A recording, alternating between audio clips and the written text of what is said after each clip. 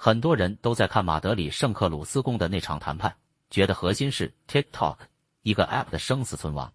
但大家想想，如果牌桌上真正赌的只是一款短视频软件，那美国的财长和贸易代表需要飞越大半个地球，跟中方的副总理在宫殿里闭门谈整整6个小时吗？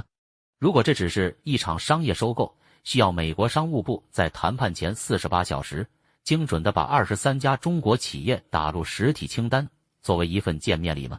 这根本就不是一场商业谈判，这更像是一场鸿门宴。双方舞的剑都叫 TikTok， 但其实都是意在沛公。这种戏剧性的反转，恰恰是解读当前全球政治困局的一把钥匙。很多人以为这只是一场围绕商业利益和国家安全的博弈，但如果把视线拉远，你会发现，无论是马德里的唇枪舌剑，还是美国密苏里州议会里一场不起眼的地图重划，背后都遵循着同一个令人不寒而栗的政治逻辑。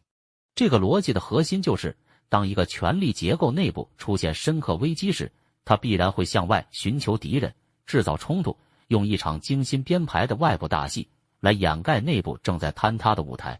我们先看马德里这张牌桌，美方官员透露，中方提出了非常激进的要求。什么要求呢？就是北京试图用同意剥离 TikTok 来换取美国在2件看似风马牛不相及的事情上做出重大让步，一是降低对华关税，二是放宽对华技术出口限制。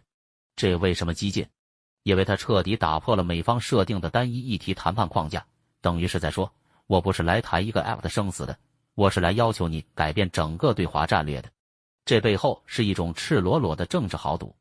按理说，中国经济引擎以肉眼可见的速度失速，青年失业率高到不敢公布，无数工厂倒闭，商业街一片萧条的当下，北京不应该放低姿态求着美国这个大客户稳定订单吗？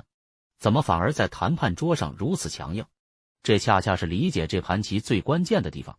当一个政权的里子，也就是它的经济基础和执政合法性出现严重问题的时候，它最需要做的不是展现软弱去换取外部的援助，而是必须在面子上找回来，表现出空前的强硬。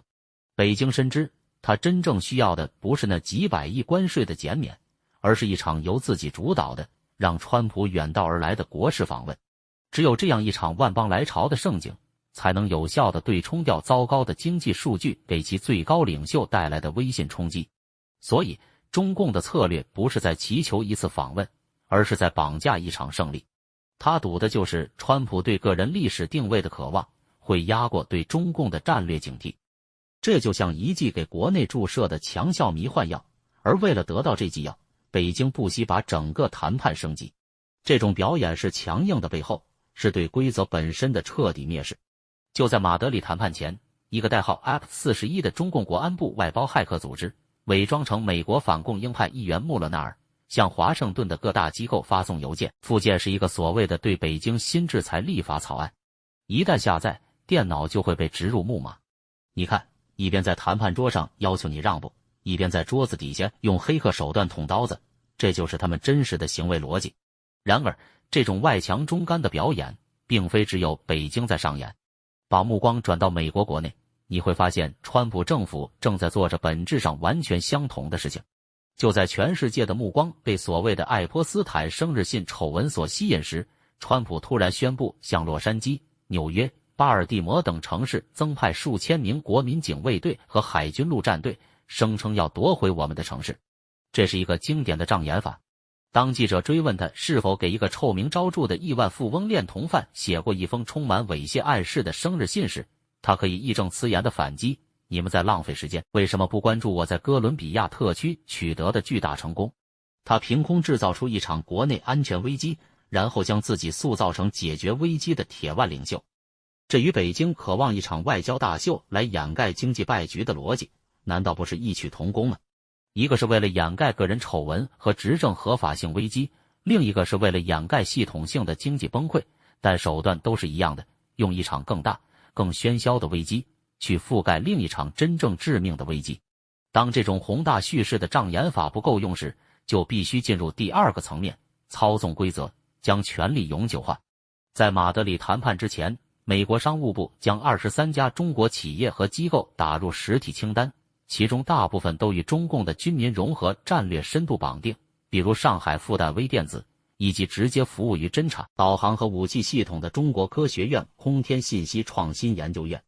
这就是在精准切除中共利用全球开放商业环境，将民用技术转化为军事威胁的毒瘤。中共的回应是什么？他绝口不提这些企业的军方背景，反而把自己打扮成自由贸易的无辜受害者，然后反手对英伟达这样的美国公司发起所谓的反垄断调查。你说这可笑不可笑？一个强制党政军单位只能使用国产芯片搞国家级垄断的政权，反过来指责别人垄断，这根本不是法律问题，而是将法律彻底武器化，把在华经营的美国公司当作人质，逼迫他们去游说华盛顿，以此换取美国政府的妥协。同样的逻辑在美国密苏里州也在上演。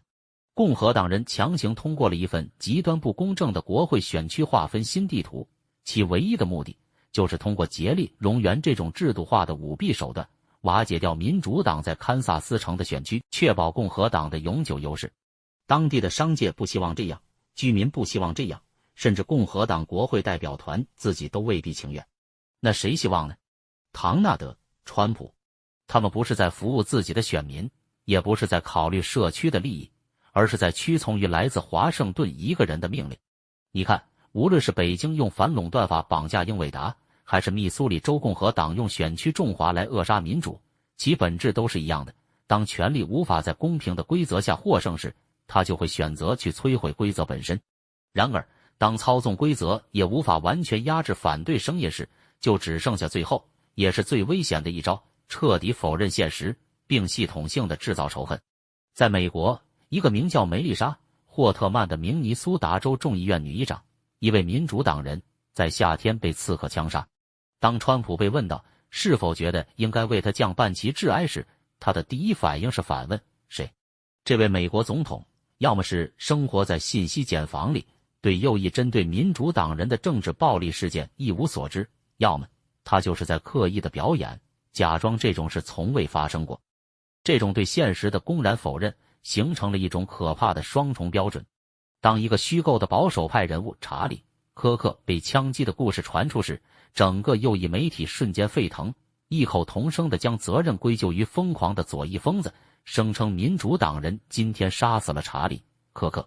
他们甚至不需要任何事实就能直接宣判。然而，当暴力真真切切地发生在左翼人士身上时，他们得到的回应却是沉默、无视，甚至是共和党参议员麦克里在推特上发布的嘲讽表情包和这就是马克思主义者得不到满足时会发生的事之类的风凉话。这种选择性的失明和系统性的谎言，最终指向一个目标，将政治对手非人化，将政治分歧渲染成一场你死我活的战争。川普的口头禅是激进左翼的政治暴力伤害了太多无辜的人，而他的支持者则声称他们，也就是民主党人，在与我们交战，无论我们是否愿意接受。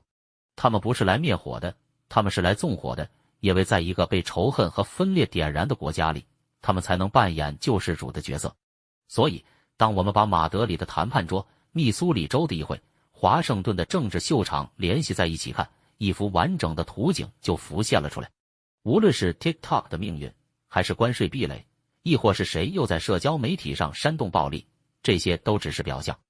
深层的危机在于，一种以维持自身权力为唯一目标的政治病毒正在全球蔓延。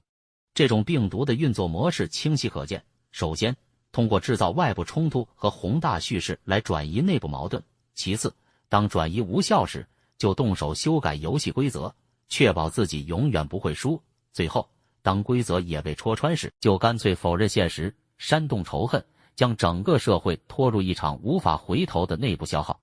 北京和华盛顿的当权者在这场戏里扮演着不同的角色，台词也各不相同，但他们遵循的是同一本剧本。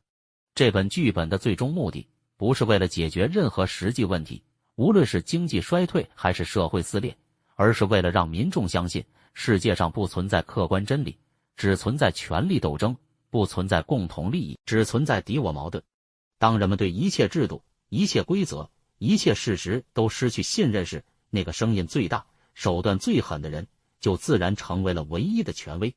因此，今天真正的战场不在马德里，也不在华盛顿，而在我们每个人的头脑里。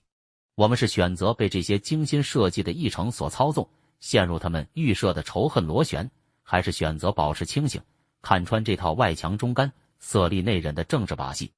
这通从马德里打向白宫的红色电话，它的一端连着一个独裁者对维持执政合法性的焦虑，另一端连着一个民选总统对个人政治遗产的盘算。而电话的铃声，就是这个时代给我们所有人发出的最清晰也最令人不安的警报。